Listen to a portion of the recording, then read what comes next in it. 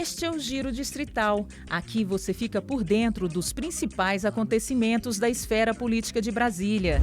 Nesta edição, Ano Novo, Novas Leis. Segunda quinzena de janeiro fica marcada pelo alto número de projetos da Câmara Legislativa sancionados pelo GDF. Polícia com saúde mental em dia. Projeto de lei quer instituir semana de conscientização sobre a importância do acompanhamento psicológico contínuo das forças de segurança. Estatuto da Pessoa com Diabetes. Nova lei reúne normas que garantem o direito à saúde e à qualidade de vida para quem tem a doença. Câmeras contra o crime. Projeto de lei prevê monitoramento de passarelas e passagens subterrâneas para ampliar a segurança dos pedestres.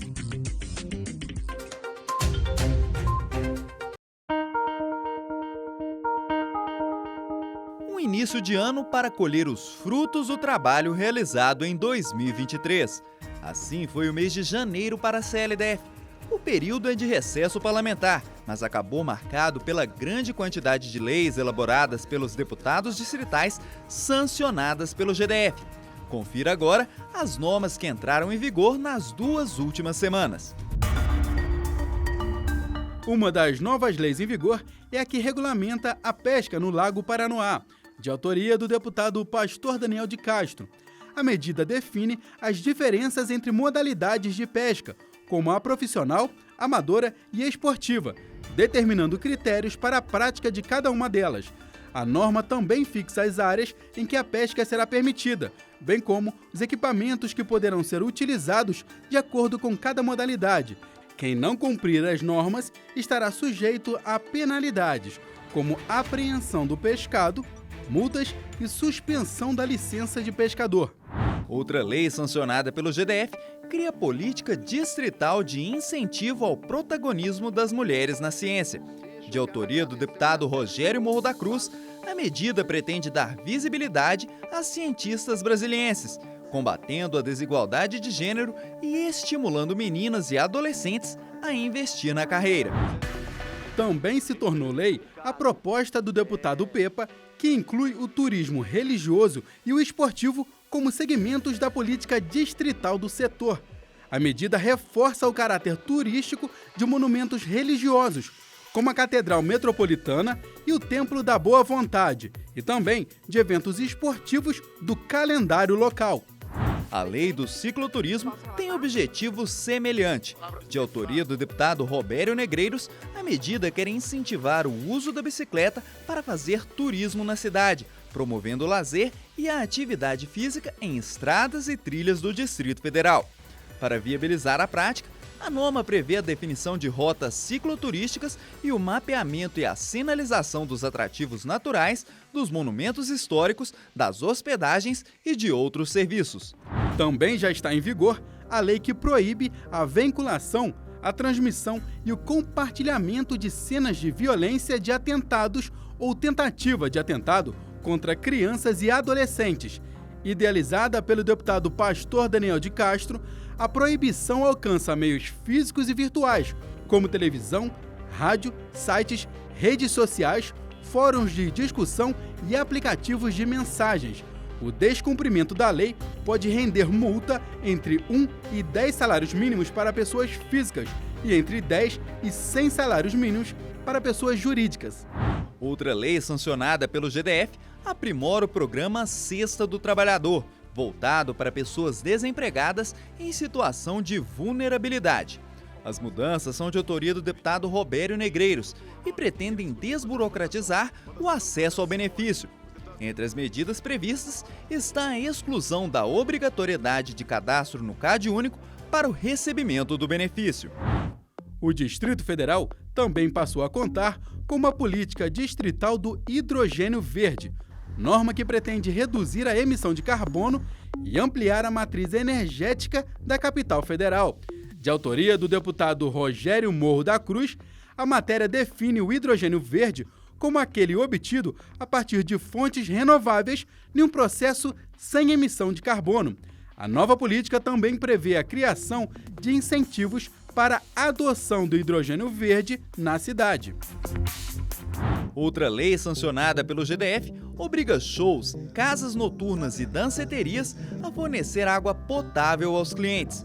O fornecimento da chamada água da casa já era obrigatório para bares, restaurantes, cafés e outros estabelecimentos. A ampliação da lista de estabelecimentos obrigados a cumprir a norma foi proposta pelo deputado Fábio Félix. Estabelecimentos flagrados receptando cabos e fios provenientes de furtos na rede elétrica do DF já estão sujeitos à multa. O mesmo vale para quem receptar bueiros e grades. A novidade é fruto de uma lei de autoria do deputado distrital Eduardo Pedrosa e tem como objetivo coibir esse tipo de crime, recorrente no Distrito Federal. Para cumprir a lei, estabelecimentos de fundição devem manter um cadastro detalhado de fornecedores e comprovantes fiscais relacionados à compra e à venda desses bens.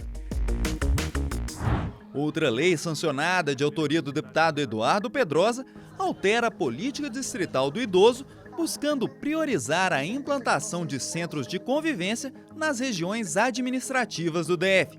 A norma determina que os centros de convivência sejam equipados com infraestrutura que garanta práticas integrativas e complementares em saúde, como atividades físicas, laborativas, recreativas, culturais, associativas e de educação para a cidadania. Também já está em vigor o Estatuto da Pessoa com Diabetes, de autoria do deputado Hermeto. A medida reúne normas e direitos relacionados às pessoas com diabetes, prevendo situações de atendimento prioritário nos serviços de saúde, fornecimento de medicamentos e oferta de alimentação escolar adequada, entre outras garantias. Outra lei sancionada pelo GDF garante o acesso e a permanência dos pais ou dos responsáveis durante consultas e atendimentos de menores de idade nas redes pública e privada de saúde do DF. O texto é de autoria do deputado Jorge Viana e pretende dar mais segurança aos menores de idade. O acompanhamento dos pais só será restringido quando puder colocar em risco a vida do paciente. O GDF também sancionou a lei que cria a Política Distrital de Conscientização, Prevenção e Combate à Depressão, Automutilação e ao Suicídio na Rede de Ensino, de autoria do deputado Wellington Luiz. A norma determina que os estabelecimentos de ensino público e privados notifiquem compulsoriamente, de forma sigilosa, os casos suspeitos ou confirmados de violência autoprovocada. O objetivo é garantir assistência psicológica aos alunos nessas situações. O Distrito Federal também passou a contar com uma nova lei que incentiva a criação e a manutenção dos bancos de sangue veterinário para animais domésticos. De autoria do deputado Daniel Donizete, a lei institui a campanha chamada Pet Sangue Bom, para incentivar a doação. Também já está em vigor a lei de autoria do deputado Martins Machado, que pretende estimular o empreendedorismo entre os alunos do ensino médio na rede pública. O objetivo da norma é capacitar os jovens para o mercado de trabalho, possibilitando a criação de novos negócios.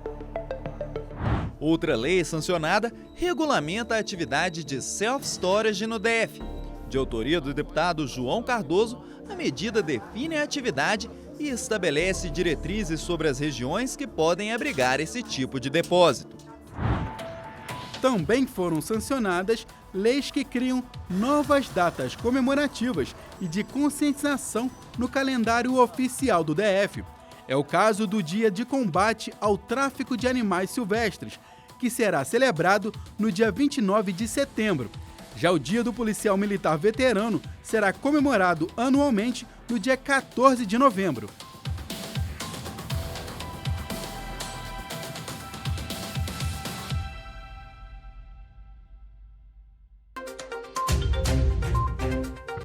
Um policial militar disparou contra um colega de farda dentro da viatura e, em seguida, tirou a própria vida. O incidente trágico aconteceu no Recanto das Emas, no Distrito Federal. Apesar de incomum, a ocorrência classificada como homicídio seguido de suicídio revela um fenômeno importante: o adoecimento mental dos profissionais de segurança pública. A psicóloga e autora do livro Sombra do Guerreiro estuda a atuação dos policiais e as consequências das tensões e pressões a que esses profissionais são submetidos. De acordo com a especialista, a ideia de que os policiais são super-heróis afeta a saúde mental da categoria. Nós temos uma questão na sociedade que é a expectativa de que o policial militar, o policial de uma maneira geral e sobretudo o militar, que ele seja um herói, que ele seja aquele que vai lutar contra o mal 24 horas por dia. E de fato, o fazer do policial coloca-o sob tensão 24 horas. Então ele está sempre em estado de alerta, então o corpo, o aparato físico em constante estado de alerta está alterando aquela questão hormonal, que coloca você para lutar ou fugir. Isso, em estado crônico, adoece você. A tese é reforçada pela deputada doutora Jane. Delegada de carreira, ela reconhece que o trabalho policial pode levar a uma série de problemas psicológicos. Nós precisamos, acho que de pronto, rapidamente, acabar com essa mística, de que policiais são super-homens ou super-mulheres. Muito pelo contrário, são pessoas comuns que assumem essa profissão e que vivem no cotidiano uma rotina diferente da maioria das pessoas. Nós lidamos de verdade com a escória, nós, quando eu falo os policiais, com a escória da sociedade, com tudo que há de pior. Nós vemos na própria polícia muitos policiais que, após o início da profissão, ao longo da profissão, eles desenvolvem o alcoolismo, a depressão. Nós temos muitos casos de suicídio na corporação. E isso nós temos, imagine, alguém que está abalado emocionalmente, portando uma arma de fogo com constância, corriqueiramente, tem arma de fogo em casa. Então, essas pessoas precisam estar bem emocionalmente, porque se elas não tiverem, aquilo que é instrumento de trabalho acaba se tornando uma arma para ceifar a própria vida ou a vida de outro. Com o objetivo de provocar o debate sobre o assunto e a atuação do poder público, a deputada apresentou um projeto de lei na Câmara Legislativa que institui a Semana em Prol da Saúde Mental Policial. A ideia é fomentar uma atuação permanente e contínua do governo do Distrito Federal. A parlamentar também quer criar campanhas educativas, oferecer treinamentos e promover a conscientização entre a categoria. Eu sou oriunda dessa carreira e quando aconteceu essa tragédia na última semana, mexeu muito comigo, porque eu já tive colegas que foram vitimados por ações digamos, de pessoas que estavam vivendo momentaneamente um desequilíbrio, e a gente precisa pensar por que eles passam por esse desequilíbrio. A gente tem um nível muito alto de suicídio na profissão. E isso mostra o quê? Os nossos profissionais estão adoecendo, Adoecendo, e aí vem a necessidade de campanhas de conscientização, não somente as leis que a gente tem, os regulamentos, enfim, toda a conduta que as corporações dão, mas sempre uma reflexão de que é preciso trabalhar desde a formação do nosso profissional, porque uma pessoa em estado de desequilíbrio, ela coloca em risco não somente a sociedade, mas toda a corporação. A autodestruição é a face extrema dos transtornos mentais. De acordo com o Fórum Brasileiro de Segurança Pública, em 2022, 98 policiais morreram por suicídio em todo o país. Mas esse número pode ser ainda maior, revela a pesquisadora responsável pelo levantamento. Falar sobre suicídio, sobre saúde mental na nossa sociedade é um tabu bastante grande, Nas instituições policiais é ainda maior. Então, esses números que a gente recebe através dos pedidos que a gente faz, através da Lei de Acesso à Informação, as Secretarias Estaduais de Segurança Pública e as polícias, tanto civis quanto militares, esses números eles podem estar subestimados, Provavelmente eles são maiores do que o que a gente recebe. Muitas vezes tem estado que não informa, tem estado que alega sigilo das informações, tem estado que efetivamente não contabiliza. Então a gente ainda precisa descortinar, Se a gente não tem os números, a gente não, é como se isso não acontecesse. Conforme a especialista, a falta de dados precisos sobre o tema prejudica a identificação e a busca de soluções para o problema. O suicídio representa aí um número bastante expressivo e uma causa bastante relevante da morte de policiais no nosso país. Se a gente não contabiliza isso, se a gente não conta esses números, né? Se a gente não sabe quantos policiais estão doentes, né? Não só aqueles que morreram, mas também aqueles que estão adoecendo, quantos policiais estão afastados por questões de saúde mental. Então, a instituição policial poder ter os números, os dados, para poder olhar qual é o problema que eu estou enfrentando. Né? Eu não posso oferecer uma ajuda e oferecer uma solução se eu não sei qual é o problema que eu estou enfrentando.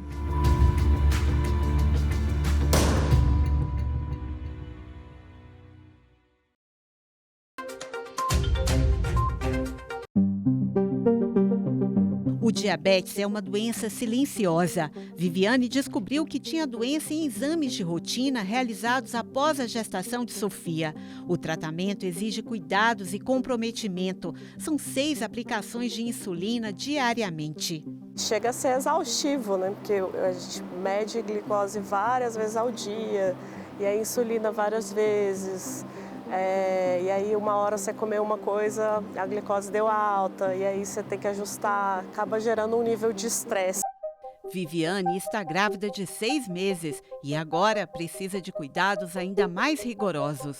Muito mais cuidado. Primeiro porque a gestação em si sobrecarrega o corpo e para quem já tem um problema, né, pode dar um descontrole maior da diabetes. Inclusive, todas as gestantes têm que fazer um exame, né, mais ou menos no início do 3º trimestre, para verificar, porque é comum ter. E, além disso, os níveis de glicose tolerados são mais baixos do que quando a pessoa não está gestante.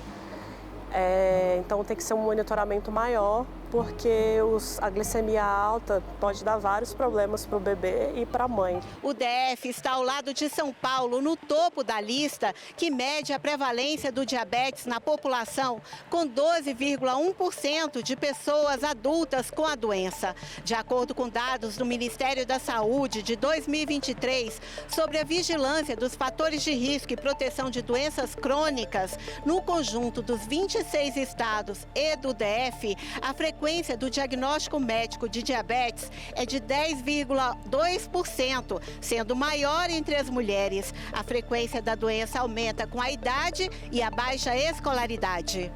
Projeto de lei aprovado na Câmara Legislativa de autoria do deputado Hermeto cria o Estatuto de Pessoas com Diabetes no DF. A proposta tem como objetivo reunir as normas de proteção para garantir o direito fundamental à saúde e melhor qualidade de vida para quem tem a doença. Esta especialista explica que o diabetes tipo 1 é uma doença autoimune de ordem genética. Já o diabetes tipo 2 está basicamente relacionado ao estilo de vida da população. A doença pode trazer uma série de complicações e tem avançado de forma acelerada no Brasil. Principalmente o sobrepeso e a obesidade, além do sedentarismo. Então é um estilo de vida inadequado, pode levar à cegueira, pode levar ao risco de necessidade de diálise, perda renal e também a necessidade de amputações. Essas são as principais. Além disso, vem o aumento das doenças cardiovasculares, entre elas o infarto e o derrame. Para o controle do diabetes, são usadas canetas de insulina e insumos como agulhas e fitas para medir a glicose. O diabetes pode diminuir em até 10 anos a expectativa de vida do paciente. A endocrinologista explica que a adoção de bons hábitos é fundamental para diminuir a incidência do diabetes. Com essa mudança do estilo de vida, a gente está pensando em melhora da alimentação, manter um peso adequado, sair do sedentarismo. Então, todo tanto de atividade física que a pessoa fizer já é bom, mas tentar atingir o que a OMS preconiza, que é por volta de 150 minutos por semana. Com isso, a gente já consegue uma redução de chance de diabetes de forma muito grande. O projeto aprovado na CLDF prevê a adoção de políticas públicas com prioridade à promoção de ações e campanhas preventivas da doença, a garantia de acesso universal, igualitário e gratuito aos serviços de saúde públicos, o fornecimento de medicamentos eficazes e recursos para o tratamento, habilitação e reabilitação previstos na tabela do Sistema Único de Saúde. O diabetes, por ser uma doença crônica e muito prevalente, ela realmente tem uma necessidade de uma atenção maior das entidades governamentais para realmente facilitar, intensificar o acesso das pessoas ao tratamento e esse acesso por meio de consultas e também as medicações, os insumos, que seriam as fitas para medida, as seringas e as agulhas. Tudo isso a gente sabe que são inúmeros itens e que a pessoa com diabetes ela tem muita dificuldade em ter todas esses itens satisfeitos. Então, ter essa mudança na legislação pode facilitar sim para essas pessoas e diminuir as complicações do diabetes. É uma coisa que a gente está no dia a dia, né? Eu tenho que pegar a insulina no posto uma vez por mês, pelo menos. Então, acho que é realmente essencial que seja feita alguma lei nesse sentido.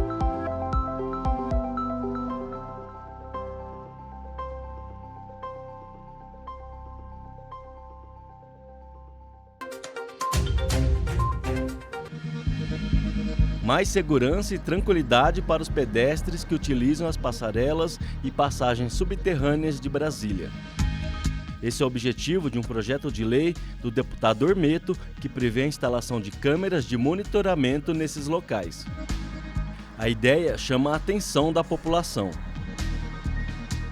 Gostaríamos muito, né? Acho que a população merece, porque sempre que a gente passa final de semana, corre o risco de ser atropelado, né, por cima do eixão. E com as câmeras a gente se sente um pouco mais seguro. É bom para nós todos, principalmente para as mulheres, porque elas se sentem muito inseguras, entendeu? E é muito perigoso à noite. Tem momentos que nós estamos, igual nesse momento agora, tem várias pessoas, mas tem momentos que uma pessoa está passando sozinha. E tem outros esperando, entendeu? Para fazer o mal, ninguém sabe quem é quem. Essas passagens subterrâneas fazem parte do planejamento urbanístico de Brasília, mas o medo e a insegurança fazem com que a população deixe de usar esses caminhos que ligam uma quadra à outra.